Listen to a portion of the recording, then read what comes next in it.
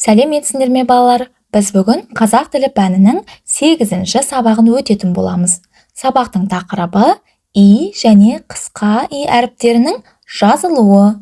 Балалар, біз бұл сабақта и және қысқа и әріптерінің жазылу емлесін білетін боламыз. Сөздегі қатені тауып және түзеп жазуды үйренетін боламыз. Сонымен қатар тірек сөздермен әңгіме құрастыратын болады екенбіз балалар. Ендеше 29-шы жаттығуға назар аударайық. Суретке қарап, өлеңде не туралы айтылатынын болжа. Балалар, суретке бәріміз бірге суретке қарайықшы қане.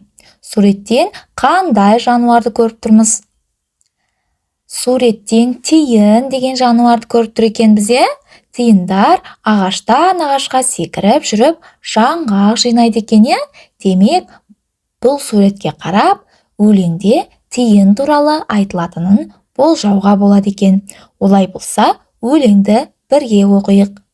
Мен тиынмын, қыста жылы киіндім, қоймам толы жаңғаққа, іші жылы үйімнің. Өлеңнің авторы Нұрхан Жанаев. Ендеше тапсырмаларға назар аударайық.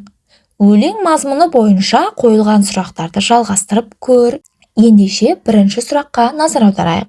Өлең не туралы? Әрине, өлең тиын туралы екен. Келесі сұрақ, тиын қыста қалай киінеді?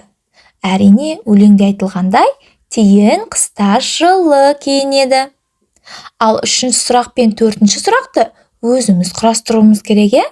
Ендеше өлеңге қарап, тиынның қоймасы неге толы? Мінеки осындай сұрақ құрастыруымызға болады екен. Ал бұл сұрақтың жауабы қандай балалар? Ол әрине өлеңде тұр екен. Тиынның қоймасы жаңғаққа толы. Себебі тиындар жаңғақпен қоректенеді. Ал төртінші сұрақты, тиынның үйінің іші жылы ма, әлде салқын ба?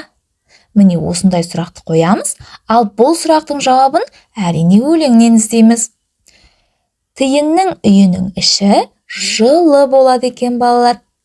Ал енді астындағы тапсырмаға назар аударайық. Мына тиынды сипаттап жаз дейді балалар. Мұнда тиынның суреті берілген және тиынның қандай екенін біз сипаттап жазуымыз керек. Тиынның құйрығы ұзын дейді балалар. Тиынның құйрығы қандай? Ұзын. Енді осы сияқты тағы 3 сипат жазуымыз керек екен.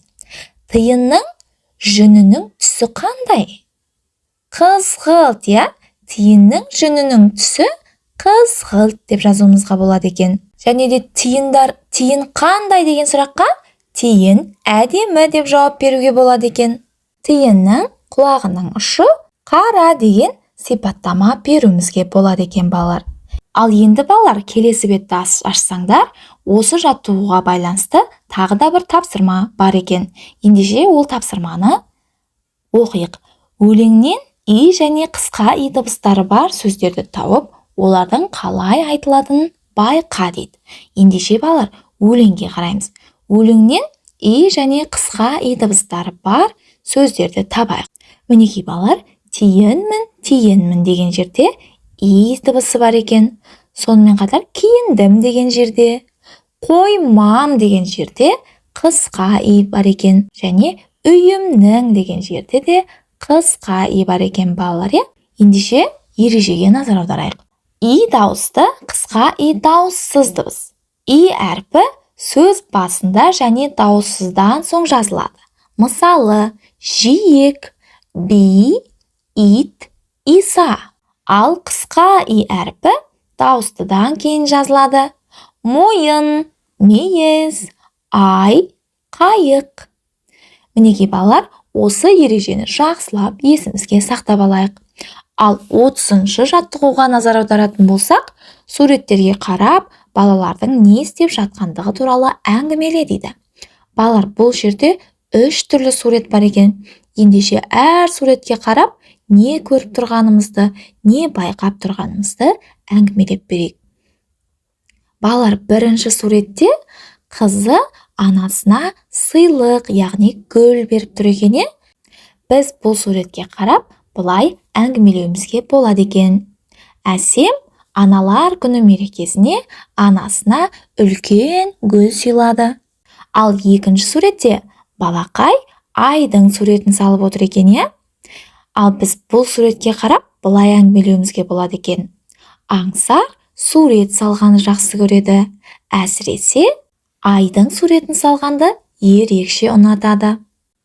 Ал үшінші суреттегі бала өзінің аяқ киімін тазалап отыр екен, Яғни бұл бала өте ұқыпты бала екен. Бұл суретке қарап біз былай әңгіме құруымызға болады екен. Дарын өте ұқыпты бала. Ол мектептен келген соң бірден өзінің аяқ киімін тазалап қояды. Мінеге осындай әңгіме құрап айтуымызға болады екен, Ал енді балалар 31-ші жаттығуға назар аударайық. Сөйлемдерді толықтырып жаз дейді. Анама сыйлық беремін. Бұл жерде көп нүктенің орнына сыйлық деген сөзді қойдық. Ал екінші сөйлемде екі жерге көп нүкте қойылған екен. Яғни екі сөз жазуымыз керек.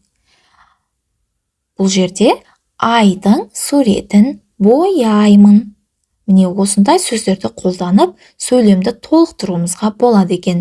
Ал үшінші сөйлемде өзімнің аяқ киімімді тазалаймын. Міне осылай толықтырдық.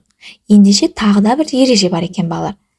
И дыбысының алдында ы және естілгенімен олар жазылмайды. Мысалы, киім, қиын, жиын. Балалар, мұқият тыңдасаңдар, бұл сөздерде и дыбысының алдында және дыбыстары естіледі.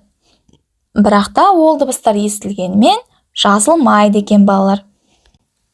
Ендеше 32-ші жаттығуға назар аударайық. Сөздердің қатесін тауып, түзеп жаз дейді. Балалар, мұнда 6 түрлі сөз берілген екен. Бұл жерде дұрыс емес жерлерін өзіміз түзетуіміз керек. Балалар, бірінші сөзде тақия деп жазылған екен. Ал оны біз дұрыстап тақия деп жазамыз. Ал келесі сөзді киім деп түзетеміз. Үшінші сөз әшекей. Ал бұл жерде балақай и дыбысы дауысты дыбыстан кейін келген үшін бұл қысқа и болып жазылады екен. Келесі көйлек. Бұл жерде де қысқа и болып жазылады. Жейде. Бұл жерде де дәл сондай. Ал сақина деген сөзде кәдімгі и жазылады екен балалар. Енді 33-ші жаттығуға назар аударайық. Ерекше сыйлық тақырыбында тірек сөздерді пайдаланып әңгіме құрастыр дейді. Балалар, мұнда тірек сөздер берілген. Сыйлық, таңдау, кітап, сыйлау, айдос, қуану. Балалар, осы сөздерді пайдаланып әңгіме құрастырайық. Кеше Айдостың туған күні болды. Оған сыйлық таңдауда мен көп ойландым. Содан соң кітап сыйлауға шешім қабылдадым. Айдос кітапты көріп қатты қуанды. Міне балалар, осы сөздердің барлығын қолданып, мен осындай әңгіме құрадым. Балақай, ендеше сен де осы сөздерді пайдалана отырып, басқаша әңгіме құрастырып көр. Және де құрастырған әңгімеңді комментарияға жазып кет балақай. Ендеше келесі 9-шы сабақта кездескенше. Арнаға тіркеліп, видеоға лайк басып қоюды ұмытпаңдар.